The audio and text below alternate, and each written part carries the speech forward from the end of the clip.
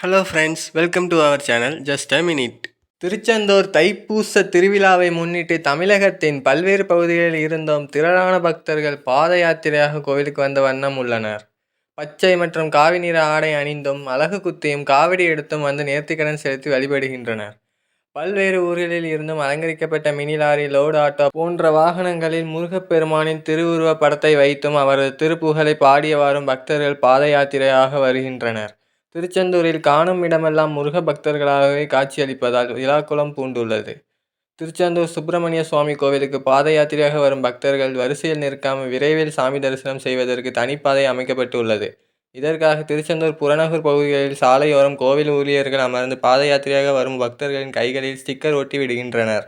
அவ்வாறு கைகளில் ஸ்டிக்கர் ஒட்டி வரும் பாத யாத்திரை பக்தர்கள் கோவிலில் தனிப்பாதையில் சென்று விரைவில் சாமி தரிசனம் செய்வதற்கு அனுமதிக்கப்படுகின்றனர். தற்போது திருச்செந்தூர் நெல்லை சாலையில் வேட்டைவெளி மண்டபம் அருகிலும், தூத்துக்குடி சாலையில் சண்முகபுரம் ரயில்வே கேட் அருகிலும் கோவில் ஊழியர்கள் அமர்ந்து பாத யாத்திரை பக்தர்களின் கைகளில் ஸ்டிக்கர் ஒட்டுகின்றனர். இது பக்தர்களிடையே பெரும் வரவேற்பை பெற்றுள்ளது. வீடியோ பிடிச்சிருந்தா லைக் போட்டுருங்க. மேலும் தகவலுக்கு மறக்காம சப்ஸ்கிரைப் பண்ணிருங்க. கூடவே இருக்கிற பெல் பட்டனையும் கிளிக் பண்ணிருங்க. இது உங்கள் ஜஸ்ட் மினிட். தேங்க்ஸ் ஃபார் வாட்சிங்.